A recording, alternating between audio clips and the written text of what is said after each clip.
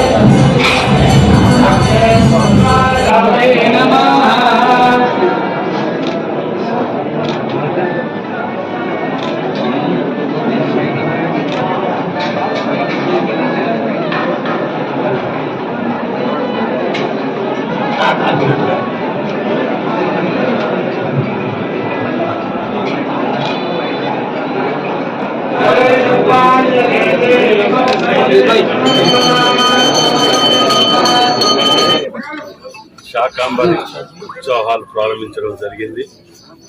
మరి శాకాంబరి ఉత్సవాలకు అర్థం మీ అందరికీ తెలిసే అనుకుంటున్నాను.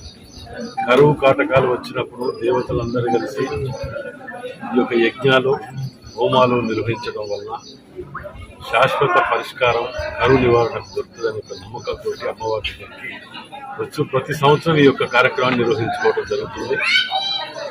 అందులో భాగంగానే ఈసారి ఎమ్మెల్యేగా నాకు ఇది ప్రారంభించడం అవకాశం రావటం అమ్మవారి దయ, ఆలయ సిబ్బంది వారి అందరి అవకాశం వచ్చింది. మరి నియోజకవర్గం, జిల్లా, రాష్ట్రం, దేశం సుఖ సంతోషాలతోటి ఆయుర ఆరోగ్యాలతో ఉండాలని చెప్పి అమ్మవారికి ముక్కుకుంటూ యజ్ఞము హోమము ప్రారంభించుకుంటూ ఈ కార్యక్రమాన్ని ప్రారంభించడం జరిగింది. తతోహమఖిలం లోకమాత్మదేహ సముద్భవై భరిష్యామి సురాశ్చాకైరావృష్టే ప్రాణధారకై. ఒకసారి లోకంలో 100 ఏళ్ల కరువు వచ్చినప్పుడు మునీశ్వరులంతా అమ్మవారిని ప్రార్థించారట. ఇప్పుడే మన ఎమ్మెల్యే గారు చెప్పారు, నాగిన రాజేందర్ రెడ్డి గారు గౌరవనీయులు.